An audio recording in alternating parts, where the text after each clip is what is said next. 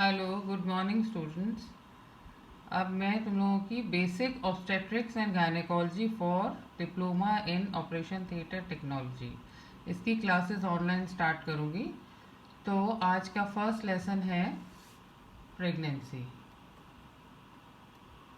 Pregnancy pregnancy से क्या समझते हैं? Pregnancy, also known as gestation, is the time during which one or more fetus develops inside a woman. जब women की एक स्त्री के अंदर एक बच्चा डेवलप होता है उसको प्रेगनेंसी कहते हैं। प्रेगनेंसी को जेस्टेशन भी कहते हैं। A multiple pregnancy involves more than one foetus such as with twins. Multiple pregnancy में क्या होता है? जब एक से ज़्यादा फीटस होते हैं तो उसको मल्टीपल प्रेगनेंसी कहते हैं। It usually last around 40 weeks from the last menstrual period and ends in child birth. जो प्रेगनेंसी का जो पूरा टाइम पीरियड होता है वो 40 वीक्स होता है या 10 ल्यूनर मंथ्स होता है, जो कि एक मंथ 29.5 डेज का होता है और टोटल पीरियड 40 वीक्स होता है। And embryo is the developing of spring during the first 8 weeks following conception, after which the term foetus is use until birth. पहले 8 हफ्तों तक, फर्स्ट 8 वीक्स तक डेवलपिंग उसको एम्ब्रियो कहते हैं। डेवलपिंग जो अंदर डेवलपिंग फीटस होता है, और उसके बाद उसको फीटस कहते हैं और बर्थ तक फीटस ही रहता है। फिर terminology. Gravidity, adjective gravid is the scientific term for the state of pregnancy. Pregnancy की स्टेट को ग्रेविडिटी कहते हैं, और जो प्रेग्नेंट फीमेल होती है उसको ग्रेविडा कहते हैं। Gravida, a pregnant female is sometimes referred to as a gravida. Parity, abbreviation is para, is use for the number of times a female has given birth, कि कितनी बार उसने डिलीवरी करी है, बच्चा पैदा हुआ है, उसको पैरिटी कहते हैं। Twins and other multiple births are counted as one pregnancy and one birth. Twins को वन प्रेगनेंसी ही काउंट करते हैं। नली ग्रेविडा, जो कभी भी प्रेग्नेंट नहीं हुई है उसको नली ग्रेविडा कहते हैं। Primi gravida, primi means first, a woman who is pregnant for the first time. जो फर्स्ट टाइम प्रेग्नेंट होती है उसको प्राइमी ग्रेविडा कहते हैं। मल्टीपल ग्रेविडा, एक के बाद, फर्स्ट प्रेगनेंसी के बाद जो अगली प्रेगनेंसीज होती हैं उनको मल्टीग्रेविडा कहते हैं। Multigravida, a woman in subsequent pregnancies is a multigravida और as multiparous. Therefore, during a second pregnancy, a woman should be described as gravida 2 and para 1, because she has delivered only once, so parity is 1, and she is pregnant for the second time, therefore gravida is 2, and upon live delivery as gravida 2 para 2. In progress pregnancies, abortions, miscarriages and or stillbirths account for parity, values being less than the gravida number. Gravida is always one more than the parity. तो हाँ, इन नलीपेरस, women who have never carried a pregnancy achieving more than 20 weeks of gestation age are referred to as nulliparous, or who has never given birth to a viable baby। जिस females ने कभी भी viable baby को, more than 28 weeks के बच्चे को birth नहीं दिया है, उसको नलीपैरा कहते हैं। फिजियोलॉजी ऑफ प्रेगनेंसी, कि प्रेगनेंसी में होता क्या है। प्रेगनेंसी में चेंजेस होते हैं, मदर में चेंजेस होते हैं, फीटस में। तो fertilisation and implantation in humans, हम लोग ह्यूमंस के बारे में पढ़ रहे हैं, तो फर्टिलाइजेशन होता है एंड इम्प्लांटेशन होता है। Normally the initiation of pregnancy is counted from the first day of the women's last menstrual period. जो मेंस्ट्रुअल पीरियड होता है उसके फर्स्ट डे से प्रेगनेंसी का टाइम काउंट करते हैं। Using this date the resulting foetal age is called the gestational age. इस डेट से हम काउंट करते हैं आज तक की डेट का, मतलब जिस दिन भी दिखाने आती है पेशेंट, या जब भी हम काउंट कर रहे हैं कि उसकी जेस्टेशन एज क्या है। Through an interplay of hormones that includes follicle stimulating hormone that stimulates folliculogenesis and oogenesis creates a mature egg cell the female gamete. Hormones की इंटरप्ले से फॉलिकल FSH हार्मोन बनता है, उससे फॉलिकल्स बनते हैं, फिर oogenesis मतलब ओवम क्रिएट होता है, और फिर एक मैच्योर एग सेल बनता है। तो मैच्योर एग सेल को फीमेल गैमीट कहते हैं। Fertilization is the event where the egg cell fuses with the male gamete spermatozoon. तो फर्टिलाइजेशन होता है जब एग सेल फीमेल का और मेल का जो गैमीट होता है स्पर्म्स में से स्पर्मेटोजून, ये जब दोनों फ्यूज होते हैं तो उस प्रोसेस को, उस इवेंट को फर्टिलाइजेशन कहते हैं.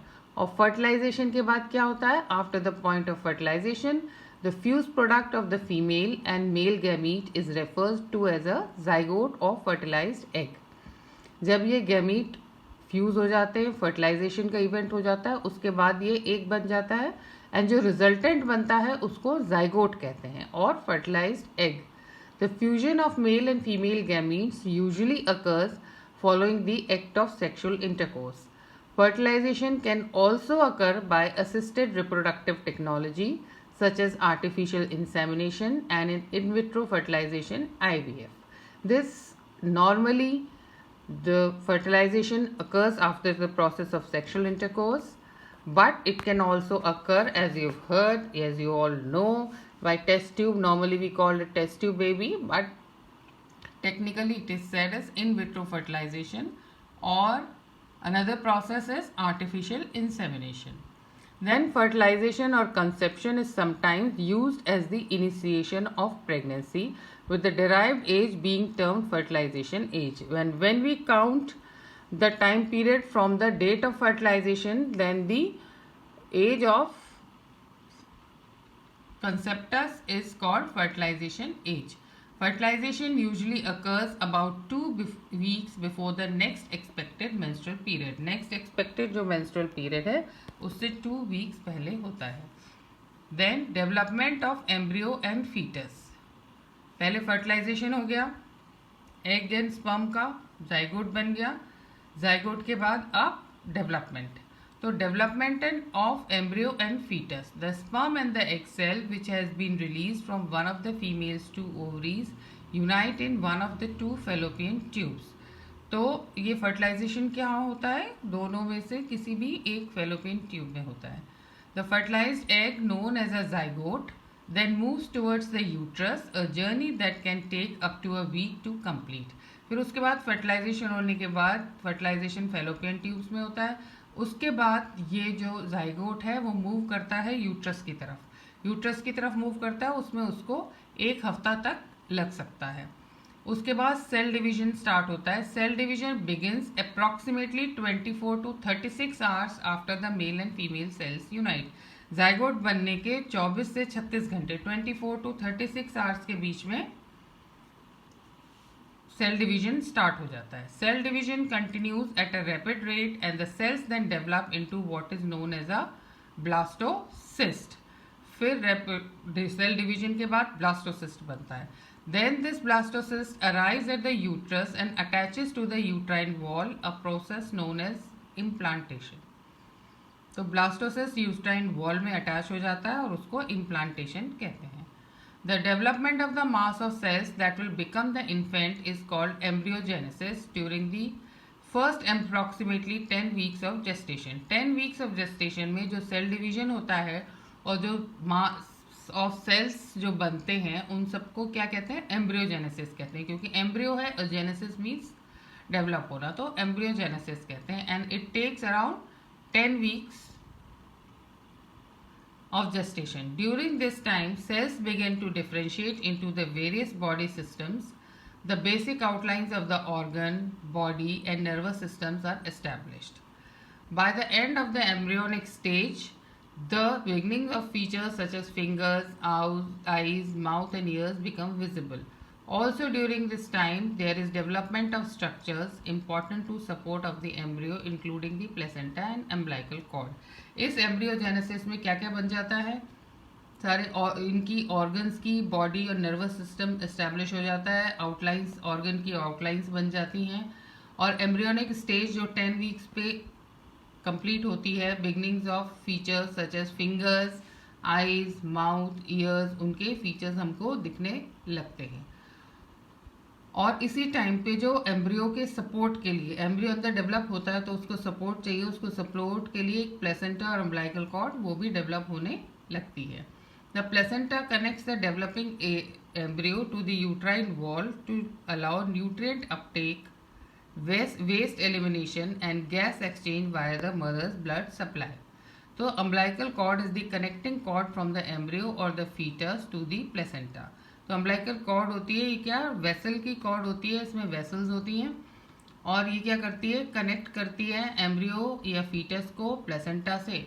तो प्लेसेंटा से क्या होता है, प्लेसेंटा कनेक्ट करता है यूट्राइन वॉल से कनेक्टेड होता है और वहाँ से क्या लेता है न्यूट्रिएंट अपटेक लेता है, वेस्ट का एलिमिनेशन होता है, न्यूट्रिशन मिलता है और जो फीटस की बॉडी में से वेस्ट जाते हैं वो वेस्ट का एलिमिनेशन होता है और गैस का एक्सचेंज होता है। ठीक है, gases exchange means oxygen carbon dioxide का एक्सचेंज होता है।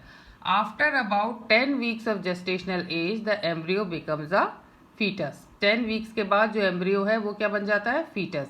Eight this stage a foetus is about 30 millimetre 1.2 inches in length. तो 10 वीक्स पे फीटस इतना 1.2 इंचेस या 30 मिलीमीटर होता है। The heartbeat is seen via ultrasound and the foetus makes involuntary motions.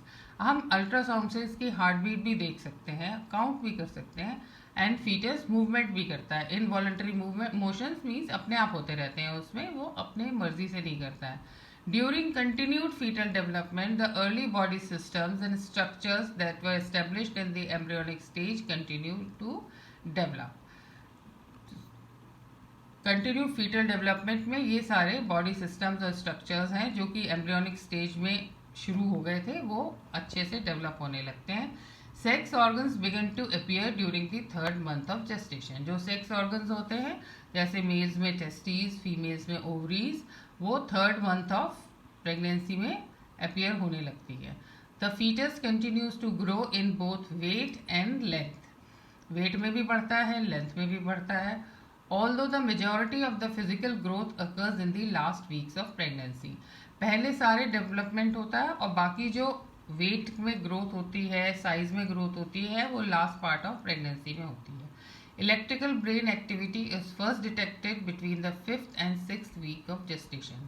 जो इलेक्ट्रिकल ब्रेन एक्टिविटी होती है वो 5th and 6th week of gestation में डिटेक्ट होती है। तो यहाँ तक समझ में आ गया। अगर तुम लोग को कोई प्रॉब्लम है, नहीं समझ में आ रहा है या कुछ है तो तुम लोग व्हाट्सएप से मेरे को कांटेक्ट कर सकते हो। ये अपने इस ग्रुप पे व्हाट्सएप में डालो और पूछ लो। Then physiological changes in pregnancies. अभी तक तो ये बताया था कि प्रेगनेंसी होती क्या है, कैसे स्टार्ट होती है प्रेगनेंसी और उसमें क्या क्या होता है। प्रेगनेंसी क्या है, प्रेगनेंसी में फीटस डेवलप होता है फीमेल के अंदर और जिस फीमेल में डेवलपमेंट होता है उसको ग्रेविडा कहते हैं और जो डेवलप होता है उसको फीटस कहते हैं। 10 वीक्स तक एम्ब्रियो होता है, एम्ब्रियो के 10 वीक्स के बाद 40 वीक्स तक उसको, जब तक कि बर्थ नहीं हो जाता, उसको फीटस कहते हैं। ठीक है, ऑलमोस्ट 40 वीक्स का पीरियड होता है, पूरी प्रेगनेंसी का पीरियड काउंट करते हैं हम लास्ट मेंस्ट्रुअल पीरियड से। तो लास्ट मेंस्ट्रुअल पीरियड से 40 वीक्स तक उसका पीरियड होता है प्रेगनेंसी का, या 10 ल्यूनर मंथ्स या 9 कैलेंडर मंथ्स प्लस 7 डेज। ठीक है, और यूजुअली फर्टिलाइजेशन कहाँ होता है, फेलोपियन ट्यूब्स में, one of the fallopian tubes में होता है और 24 to 36 आवर्स के बाद, वीक्स के बाद उसमें सेल डिवीजन स्टार्ट होता है। फिर इसके फर्टिलाइजेशन के बाद उसको यूट्रस में आने में 1 हफ्ता तक भी लग सकता है और वहाँ आने के बाद फिर वो यूट्रस में इम्प्लांटेशन हो जाता है, उससे कनेक्ट होता है। इम्प्लांटेशन मीन्स उसकी वॉल में घुस जाता है, इम्प्लांट होता है जिससे कि वो न्यूट्रिशन वॉल में से ले सके। अब ये तो हो गई कि प्रेगनेंसी होती क्या है। अब फीमेल जो है, प्रेग्नेंट फीमेल है, उसमें क्या क्या चेंजेस आते हैं। तो फिजियोलॉजिकल चेंजेस होते हैं, एक एनाटॉमिकल चेंजेस होते हैं। फिजियोलॉजिकल एनाटॉमिकल तो कि उसके स्ट्रक्चर में क्या चेंजेस आता है और फिजियोलॉजिकल चेंज उसकी फिजियोलॉजी में क्या चेंज आता है। तो फिजियोलॉजिकल चेंजेस क्या होंगे, during pregnancy the women undergoes many physiological changes which are entirely normal including cardiovascular, hematologic, metabolic, renal and respiratory changes. Increase in blood sugar, breathing and cardiac output are all required. Physiological changes occur in pregnancy to nurture the developing fetus and prepare the mother for labor and delivery. ये physiological changes क्यों होते हैं, बच्चे के लिए जो अंदर develop हो रहा है फीटस, उसको न्यूट्रिशन देने के लिए और मदर को प्रिपेयर करने के लिए for labour and delivery. Some of these changes influence normal biochemical values while others may mimic symptoms of medical disease. किसी में तो नॉर्मल बायोकेमिकल वैल्यूज चेंज हो जाती हैं, लेकिन किसी में ऐसा मेडिकल डिजीज को कॉपी करते हैं. It is important to differentiate between normal physiological changes and disease pathology. तो हम को ये पता करना ज़रूरी है कि ये जो चेंजेस हैं ये नॉर्मल प्रेगनेंसी वाले चेंजेस हैं या किसी डिजीज़ की वजह से चेंजेस हुए हैं. Adaptations in the functions of various systems occur to minimize the stresses imposed. Adaptations means changes होते हैं सारे symptoms में, इस systems में, जैसे gastrointestinal system है, cardiovascular system है, nervous system है, सब में थोड़े थोड़े changes होते हैं. क्यों adaptations होते हैं? क्यों होते हैं? जिससे कि मदर पे स्ट्रेस कम हो. ठीक है, और ये सब आपस में इंटरलिंक्ड होते हैं. So the function of the whole organism does not deteriorate, मतलब जिससे कि उसका पूरा फंक्शन खराब नहीं हो. चेंजेस आते हैं लेकिन सारे इंटरलिंक्ड होते हैं और इस तरीके से होते हैं कि मदर पे स्ट्रेस ना पड़े और उसकी सिस्टम में कोई गड़बड़ ना हो. फिर पहला क्या है? Hormonal changes during pregnancy. Pregnancy में क्या हार्मोन्स होते हैं? तुमको पता है कि कितने सारे हार्मोन सिक्रीट होते हैं. हार्मोनल एंडोक्राइन सिस्टम पढ़ा है तुमने. तो हार्मोनल चेंजेस ड्यूरिंग प्रेगनेंसी में लेवल्स ऑफ प्रोजेस्टेरॉन और estrogens rise continuously through pregnancy, suppressing the hypothalamic axis and therefore also the menstrual cycle. Progesterones and estrogens जो होते हैं वो बढ़ते चले जाते हैं, बहुत ज़्यादा सिक्रीट होते हैं, और जैसे जैसे प्रेगनेंसी का टाइम बढ़ता जाता है वैसे वैसे ये राइज होते जाते हैं continuously and suppresses the hypothalamic axis and therefore also the menstrual cycle. तो menstrual cycle भी नहीं होती, इसीलिए प्रेगनेंसी में पीरियड्स नहीं आते हैं. पेशेंट को एमेनोरिया होता है. During pregnancy oestrogen increases vascularity and progesterone permits muscular relaxation and softening of the connective tissue sheath of the vagina by an increase in fluid. अब ये ईस्ट्रोजन और प्रोजेस्टेरॉन करते क्या हैं? प्रेगनेंसी में ईस्ट्रोजन वेस्कुलैरिटी बढ़ाता है. वेस्कुलैरिटी का मतलब ब्लड फ्लो. हर चीज़ का जो रिप्रोडक्टिव ऑर्गन्स हैं सबका, यूट्रस का, वेजाइना का, सर्विक्स का, सबका ब्लड फ्लो इंक्रीज कर देता है. और प्रोजेस्टेरॉन क्या करता है? मस्कुलर रिलैक्सेशन करता है, तो मसल्स का रिलैक्स हो जाती हैं. And softening of the connective tissue sheath of the vagina, जो वेजाइना की शीथ है उसकी सॉफ्ट, जो कनेक्टिव टिश्यू है उसको सॉफ्ट कर देते हैं, तभी तो वो डिलीवरी हो पाती है. Serum concentrations of TSH, thyroid stimulating hormone, are decreased slightly in the first trimester in response to the thyrotropic effects of increased levels of HCG. First trimester में सीरम कॉन्सेंट्रेशन ऑफ TSH थोड़ी कम हो जाती है क्योंकि HCG, human chorionic gonadotrophin जो hormones है उसका increase level होता है, तो उसका थायरोट्रॉपिक इफेक्ट होता है. थायरोट्रॉपिक मीन्स उससे ऐसा लगता है कि थायराइड हार्मोन्स बढ़ गए हैं. जब थायराइड हार्मोन्स बॉडी में बढ़ जाते हैं तो TSH कम हो जाता है. तो levels of TSH increase again at the end of the first trimester. पहले कम होते हैं, फिर फर्स्ट ट्राइमेस्टर के एंड में फिर से इंक्रीज हो जाते हैं.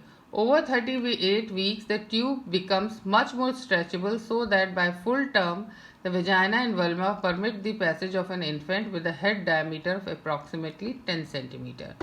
जो पूरी प्रोडक्शन ट्यूब है, मतलब यूट्रस, सर्विक्स, वेजाइना, सब इतने स्ट्रेचेबल हो जाते हैं, सॉफ्ट हो जाते हैं कि फुल टर्म पे एक इन्फेंट जो होता है जिसके हेड का डायमीटर 10 सेंटीमीटर होता है, उतना बड़ा बच्चा वेजाइना में से नॉर्मल डिलीवरी में बाहर आ सकता है.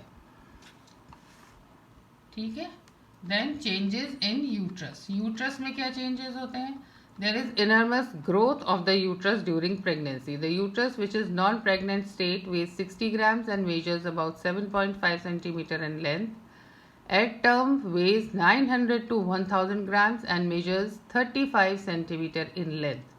Changes occur in all parts of uterus, body, isthmus and cervix. There is growth and enlargement of uterus due to hypertrophy and hyperplasia of muscle fibers and the supporting fibrous and elastic tissue. Stretching of muscle fibers beyond 20 weeks due to distension by the growing fetus. The fundus enlarges more than the body. The uterus feels soft and elastic in contrast to firm feel of the non-gravid uterus. Second, blood supply. Blood supply to uterus increases, and by term 1 liter of blood can be in the uterine vasculature. The uterine artery diameter becomes double and the blood flow increases by 8-fold at 20 weeks of pregnancy. जो uterine artery है, जो uterus को supply करती है blood, उसका diameter double हो जाता है और ब्लड फ्लो कितना बढ़ जाता है? 8-फोल्ड, 8 टाइम्स। 20 वीक्स ऑफ प्रेगनेंसी में यूट्राइन आर्टरी में 8 टाइम्स ब्लड फ्लो बढ़ जाता है। Shape. Non-pregnant pyriform shape becomes globular at 12 weeks. As the uterus enlarges, the shape once more becomes pyriform by 28 weeks. Pyriform means pear-shaped and changes to spherical beyond 36 weeks. Position. Normal anteverted position is exaggerated up to 8 weeks. Afterwards, it becomes erect. Dextrorotation. As the uterus enlarges, it usually rotates on its long axis to the right. Right side की तरफ घूम जाता है और ये entry wall की तरफ दिखाई देता है। ब्रैक्सटन हिक्स कॉन्ट्रैक्शंस, ये इंपॉर्टेंट है, इस पर शॉर्ट नोट भी आ जाता है। From the very early weeks of pregnancy the uterus undergoes spontaneous contractions. The contractions are irregular, infrequent, spasmodic and painless without any effect on dilatation of cervix. The patient is not conscious about contractions. Contractions होते हैं ऐसे सिकुड़ना, संकुचन जिनको कहते हैं, early week से ही, शुरू से ही प्रेगनेंसी में जो यूट्रस होता है, बच्चेदानी होती है, उसमें कॉन्ट्रैक्शंस होते हैं, मतलब संकुचन होते हैं। लेकिन वो संकुचन कैसे होते हैं? इरेगुलर, उनका कोई टाइम पीरियड नहीं होता, कभी होते हैं कभी नहीं होते, इनफ्रीक्वेंट। स्पैस्मोडिक एंड पेनलेस, उससे क्या पेनलेस नहीं, पेन नहीं होता है और उससे सर्विक्स का डायलिटेशन भी नहीं होता है, तो पेशेंट को उसका पता भी नहीं चलता कि ये इसको हो रहे हैं। इनको क्या कहते हैं? Braxton Hicks contractions. फिर decidua is the endometrium of pregnancy. There is increased structural and secretory activity of endometrium in response to progesterone following implantation. Functions of decidua are: it provides nidus for the implantation of the blastocyst, supplies nutrition to the early stage of ovum, takes part in formation of basal plate of placenta. Isthmus. During the first trimester, isthmus hypertrophies and elongates to about 3 times its original length. Beyond 12 weeks, it gets incorporated in the uterine cavity. The circularly arranged fibers function as a sphincter in early pregnancy and thus help retain fetus within the uterus. Cervix. There is hypertrophy and hyperplasia of the glands, elastic and connective tissues. Fluids accumulate inside and in between the fibers and vascularity is increased. All these lead to bluish discoloration and softening of cervix. This is good as sign. Fallopian tubes, total length is somewhat increased. The tube becomes congested, muscles undergo hypertrophy. Changes in ovary. The growth and function of corpus luteum reaches its maximum at 8th week and finally degenerates at 12th week, which later gets calcified at term. Hormones, estrogen and progesterone secreted by the corpus luteum maintain the environment from the growing ovum before the action is taken over by the placenta. Changes in breast. The changes in breast are best evident in primigravida. In multipara who has once lactated, the changes are not clearly defined. जो breast में changes होते हैं, best primigravida means जो first time pregnant है उसमें अच्छे से दिखाई देते हैं। multipara और जिसने एक बार बर्थ दे चुकी है और बच्चे को फीड करा चुकी है, उसमें ये चेंजेस ज़्यादा देखने को नहीं मिलते हैं। There is increase in size of breast due to marked hypertrophy and proliferation of the ducts and the alveoli. Ducts और जो एल्वुलाई है उनकी हाइपरट्रॉफी, साइज में बड़े हो जाते हैं, नंबर में बढ़ जाते हैं, तो ब्रेस्ट का साइज भी इंक्रीज हो जाता है. The nipple becomes larger and deeply pigmented. Dark colour के निपल्स हो जाते हैं और साइज भी बड़े हो जाते हैं. Sebaceous glands 5 to 15 become hypertrophied surrounding the nipple and are called Montgomery's tubercles. The secretion keeps the nipple soft and moist. An outer zone of less marked and irregular pigmentation appears in second trimester and is called secondary areola. Secretion colostrum can be squeezed out of the breast at about 12 weeks. Cutaneous changes. Cutaneous means skin में क्या changes होते हैं pregnant female की. Cloasma gravidarum. It is, ये भी question आता है कि what are the cutaneous changes in pregnant patient. It is pigmentation around the cheek, जो चीक होते हैं, गाल होते हैं, उनमें काले काले निशान पड़ जाते हैं, माथे पे और आंखों के चारों ओर। It disappears spontaneously after delivery, delivery के बाद अपने आप ही ये सारे काले निशान गायब हो जाते हैं। Linea nigra, it is brownish black pigmented area in the midline stretching from the Ziphy sternum to the symphysis pubis. It disappears spontaneously after delivery. Linea nigra. Linea means line. Nigra means black. तो brownish black colour की line होती है mid line में, या ऊपर Zifi sternum से लेके नीचे प्यूबिक सिम्फाइसिस तक। ये भी डिलीवरी के बाद अपने आप गायब हो जाती है। Then striae gravidarum, striae means line, gravidarum means due to pregnancy. Are slightly depressed linear marks with varying length and breadth found in abdominal wall below the umbilicus, sometimes over the thighs and breasts. Umbilicus के नीचे उस पे abdominal skin पे white निशान होते हैं, उनको striae gravidarum कहते हैं। ये स्किन की स्ट्रेचिंग की वजह से हो जाते हैं। Initially these are pinkish, but after the delivery they become glistening white and are called striae albicans. Then weight gain. Weight gain in pregnancy. In normal pregnancy, there is variable amount of weight gain. In early weeks, the patient may lose weight because of nausea or vomiting. Later on, the weight gain is progressive until last week. तो शुरू के first weeks में क्योंकि वो nausea vomiting होती है तो loose भी हो सकता है, वेट कम भी हो सकता है, लेकिन उसके बाद वेट गेन होता रहता है जब तक कि डिलीवरी नहीं हो जाती। लास्ट वीक तक वेट गेन होता रहता है। The total weight gain during the course of a singleton pregnancy for the woman averages 11 kg. This has been distributed to 1 kg in first trimester and 5 kg each in second and third. Then reproductive weight gain 6 kg, fetus 3.3, placenta 0.6, liquor 0.8 kg, uterus 0.9, breast 0.4 kg. Net maternal weight gain is 6 kg. Accumulation of fat and proteins 3.5 kg, increase in blood volume 1.3 kg, increase in extracellular fluid 1.2 kgs. Then body water metabolism. Pregnancy is a state of hypervolemia. There is active retention of sodium, potassium and water. The amount of water retained is termed is about 6.5 liters. The water content of the fetus, placenta and amniotic fluid is about 3.5 liters. Hematological changes. Blood volume increases to maximum 40 to 50% above the non-pregnant level. मतलब normal जितना blood volume होता है उससे 40 to 50% increase हो जाता है। RBC mass is increased to the extent of 20 to 30%. The disproportionate increase in plasma and RBC volume produces a state of hemodilution, fall in hematocrit during pregnancy. Thus, even though the total hemoglobin mass increases to 18 to 20%, there is apparent fall in haemoglobin concentration, क्योंकि इसमें disproportionate increase होता है plasma का। Plasma तो बढ़ जाता है 40 to 50% और आरबीसी बढ़ते हैं 20 to 30%, जबकि आरबीसी वॉल्यूम ज़्यादा होता है, लेकिन फिर भी क्या होता है, हीमोडाइल्यूशन होता है और हमें क्या हीमोग्लोबिन कॉन्सेंट्रेशन प्रेग्नेंट में क्या मिलती, कम। ठीक है, तो total plasma protein increases from the normal 180 to 230 gram at term. The normal albumin globulin ratio 1.7:1 होता है, जो कि नॉर्मल वो 1.1:1 रह जाता है। Pregnancy is a hyper coagulable state.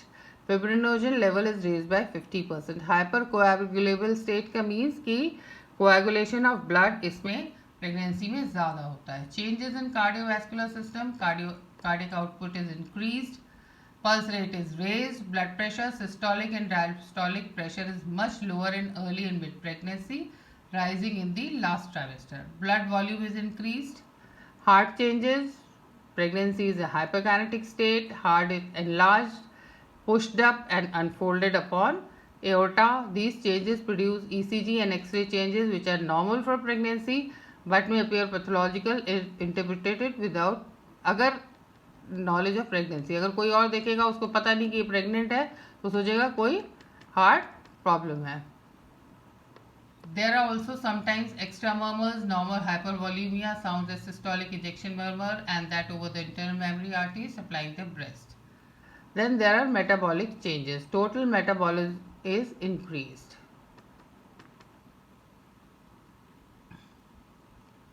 Now this much is for today. Rest I'll continue in another lecture.